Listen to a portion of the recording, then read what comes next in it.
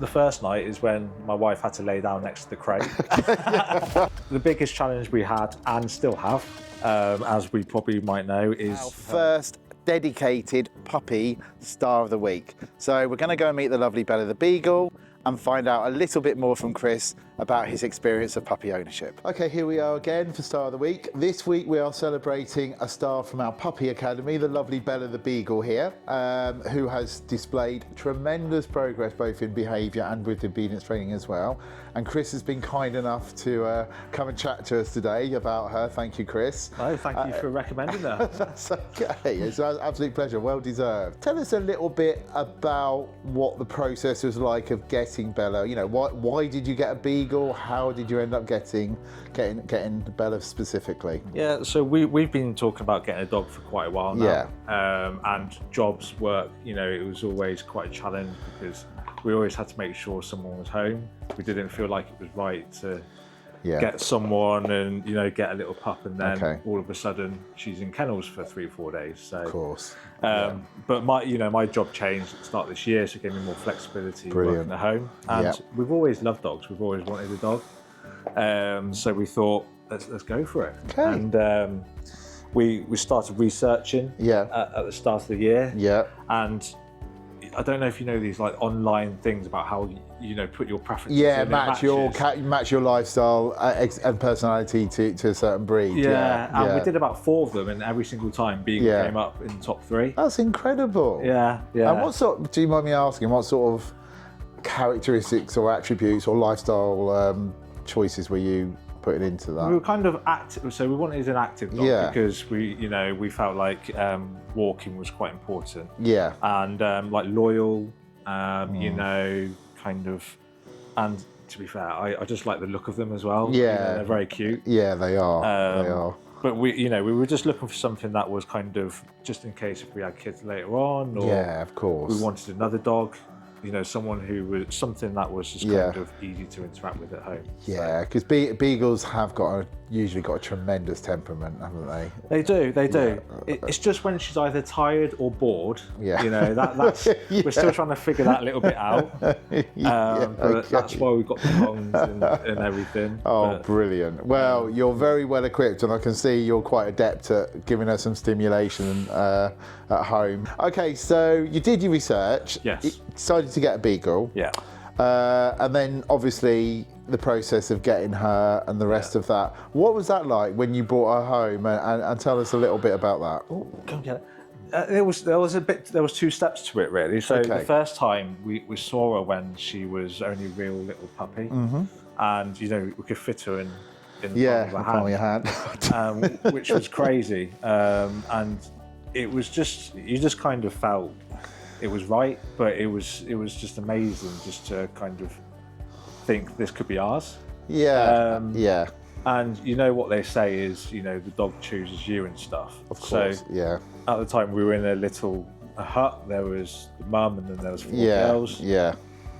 And Bella, as you can imagine, was the most excitable and came up to us and started licking us so she's quite a confident puppy. Yeah. So we kind of knew straight away that she was the one. Brilliant. How lovely. And I think the hardest bit then was the 4 or 5 weeks in between we didn't have her. So we were getting photos. Oh yeah. And we were just ready for her to come home and stuff. And you know, and then when we did get her in the end, it was just the best thing ever. Oh. So and we wouldn't.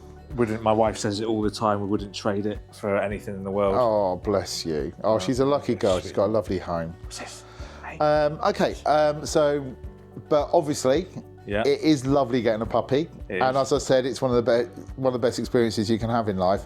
But it does have its challenges. Can you talk a little bit about what kind of challenges you had? The biggest challenge we had and still have, as we probably might know, is her biting, her teething. Puppy biting teeth, Malvid. So we've obviously tried various different things, you know, and obviously you guys are giving them great advice as well. And it is the stimulation. But we just notice sometimes that, you know, she just gets too carried away. She forgets her surroundings. Quite excitable, and you know, she might bite you harder than you know, than you think.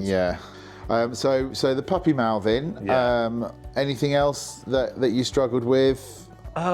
Well, I think the first night is when my wife had to lay down next to the crate. I don't think she's alone in having to do that. A lot of people have gone down that road. So that was quite good. But no, in all honesty, she, like, you know, when we think about the challenges we have, she sleeps all night. Perfect. You know, 9 hours a night. Yeah. She doesn't wee inside or go in Wonderful. the toilet indoors or anything. Great, fantastic. So yeah, it's just the energy. Yeah. So we just have to keep on top of that. Yeah. I think. Get her doing some scent work as well. That would really tire her out. Yeah. And if she's a beagle, she's a scent hound, so that will really help. We'll get her doing something like that as well.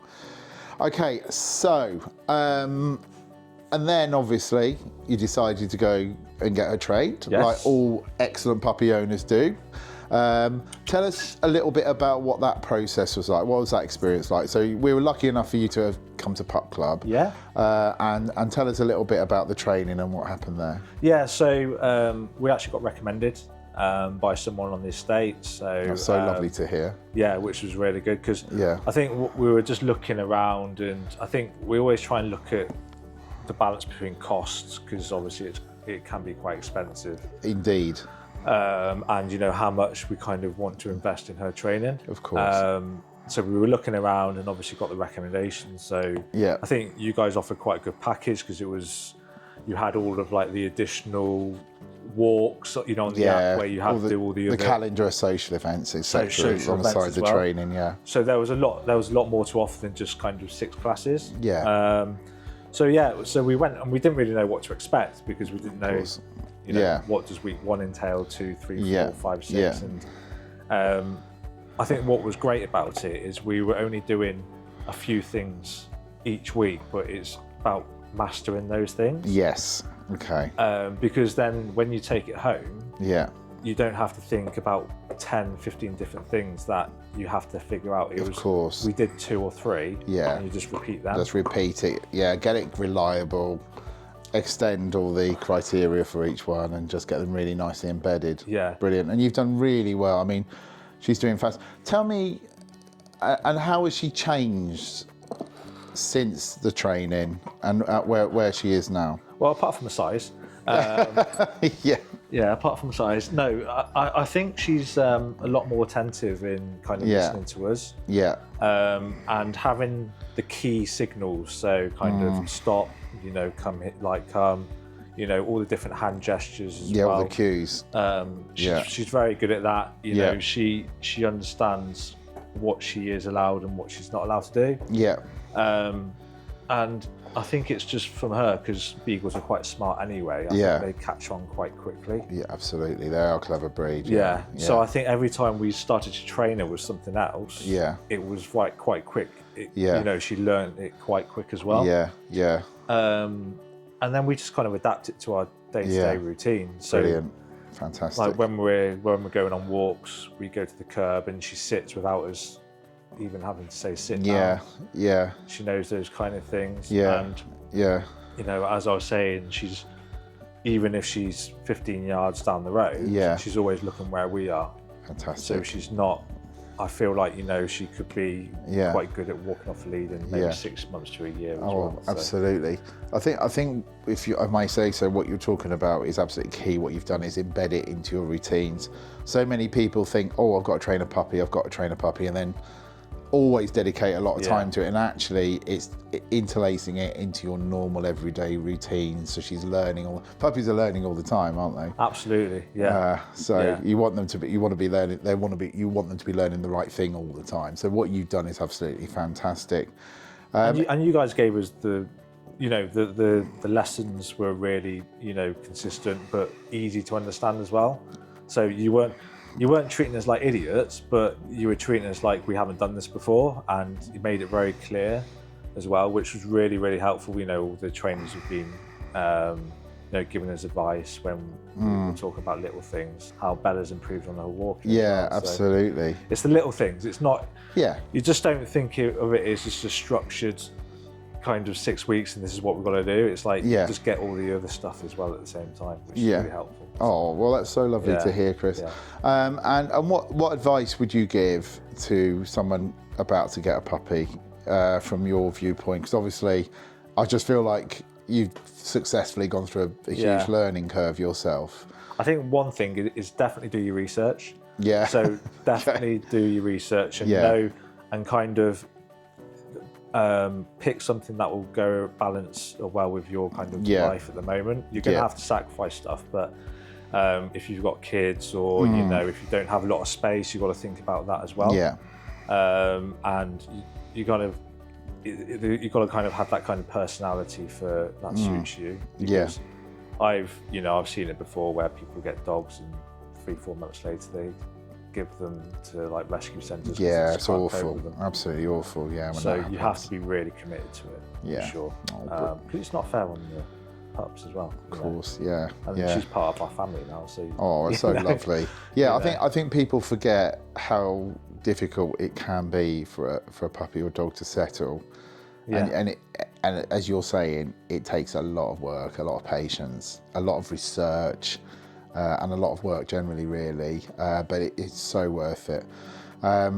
Well, Chris, thank you so much. No. I mean, it's been so lovely to hear about how well she's done. I mean, you've recently offered to you've given her to us for our corporate days. Absolutely, because we've had the great opportunity to showcase some of our puppies, including Bella, with clients who want to have fun learning how to train puppies, and so we really appreciate that as well. No, she loves it as well. The more stimulating, it gives me a few hours of rest as well. So I'm not lying.